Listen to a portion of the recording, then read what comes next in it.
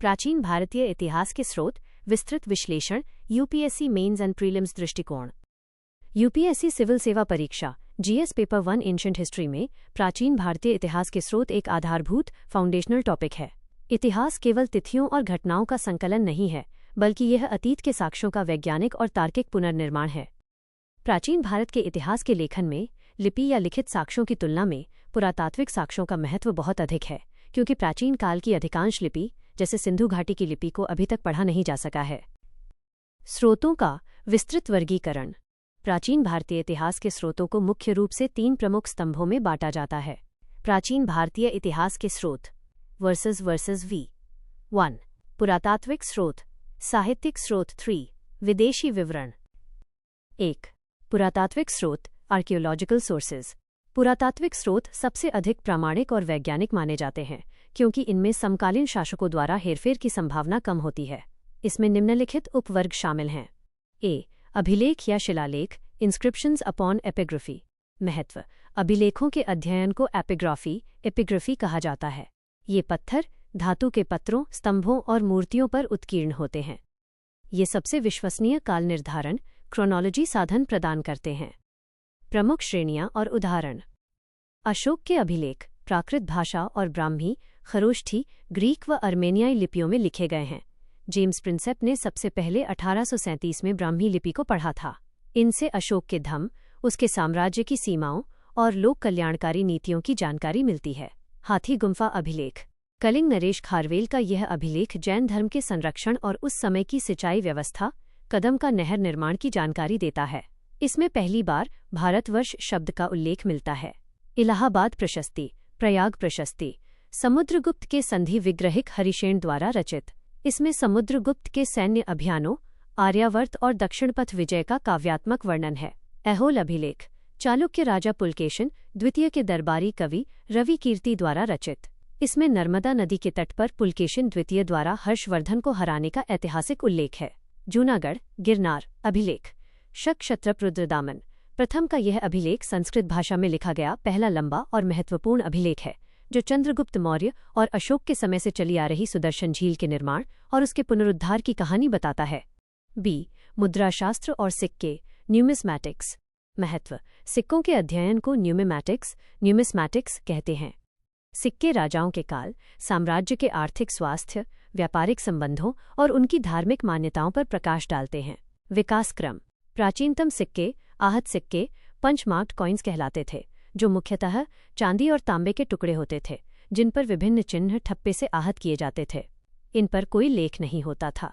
Bharat Greek Indo Greeks शासकों ने सबसे पहले भारत में सोने के सिक्के जारी किए और सिक्कों पर राजाओं के नाम व चित्र छपवाने की परंपरा शुरू की।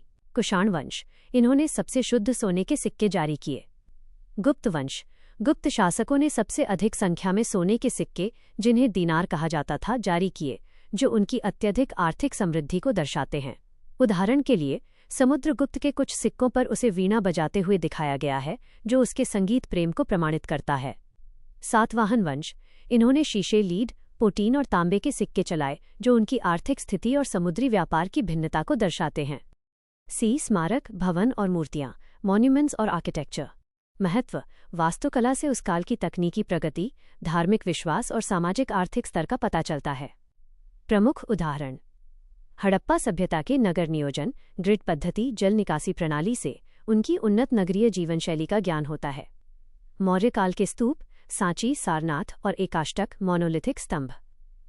गुप्त काल के शुरुआती मंदिर, जैसे देवगढ़ का दशावतार मंदिर और भीतरगांव का ईंटों का मंदिर, जो भारतीय मंदिर वास्तुकला, नगर शैली की शुरुआत को दर्शाते हैं। 2 साहित्यिक स्रोत लिटरेरी सोर्सेज। प्राचीन साहित्य को 2 मुख्य भागों में बांटा गया है, धार्मिक साहित्य और धर्मेतर लौकिक साहित्य।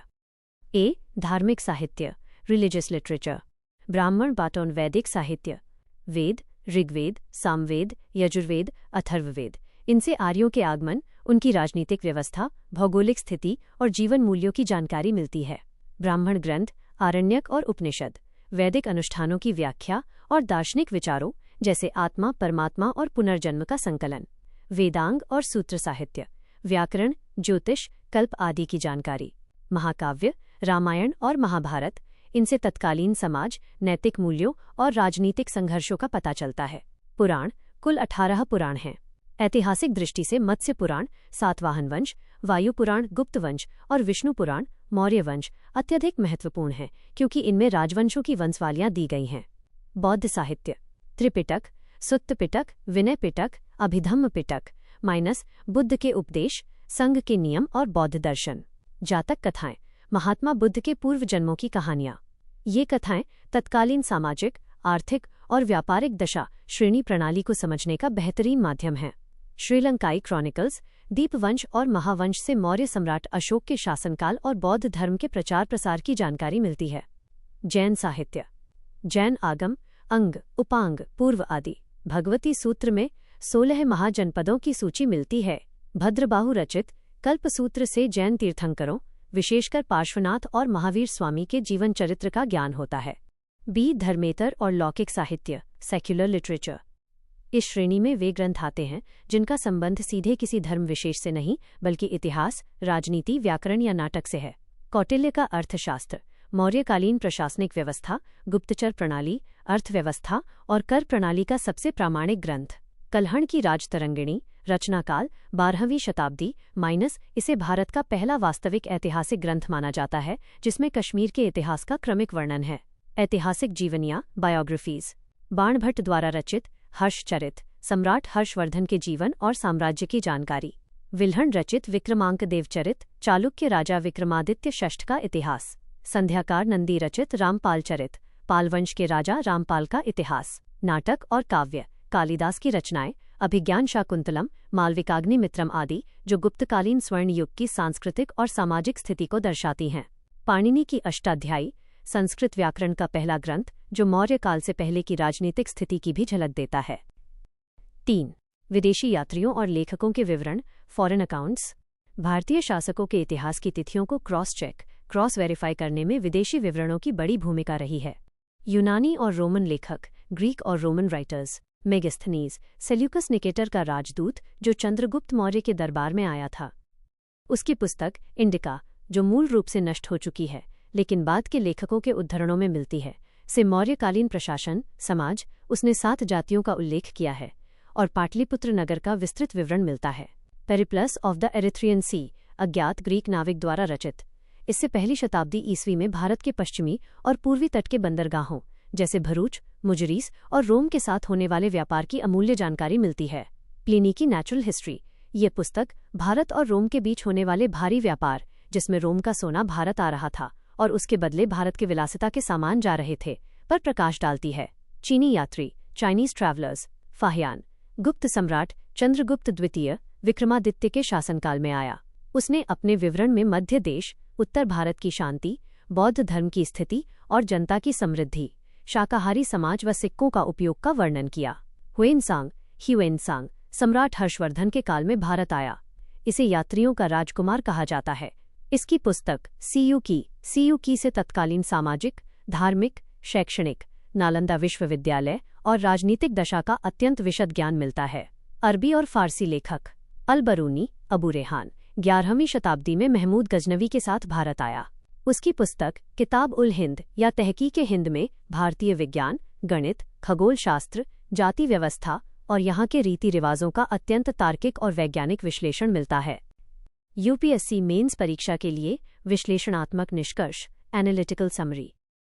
साक्ष्यों का समन्वय, ट्रायंगुलेशन, यूपीएससी मुख्य परीक्षा में कभी भी केवल एक प्रकार के स्रोत पर निर्भर नहीं रहा जा सकता। उदाहरण के लिए, यदि हम मौर्य इतिहास को समझना चाहें तो हमें कौटिल्य के अर्थशास्त्र, राजनीतिक सिद्धांत, अशोक के अभिलेख, प्रशासनिक वास्तविकता और मेगस्थनीज की इंडिका, बाहरी दृष्टिकोण, तीनों का समेकित अध्ययन करना होगा। सीमाएं, लिमिटेशंस, साहित्यिक स्रोतों में अतिशयोक्ति, एग्जैजरेशन, राजाओं की प्रशस्ति, पेंशनभोगी कवियों द्वारा बढ़ा चढ़ाकर लिखना और काल निर्धारण की समस्या होती है, जबकि पुरातात्विक साक्ष्य टुकड़ों में मिलते हैं। अतः एक संतुलित ऐतिहासिक दृष्टिकोण प्राप्त करने के लिए दोनों का समन्वित उपयोग ही यूपीएससी की मांग है।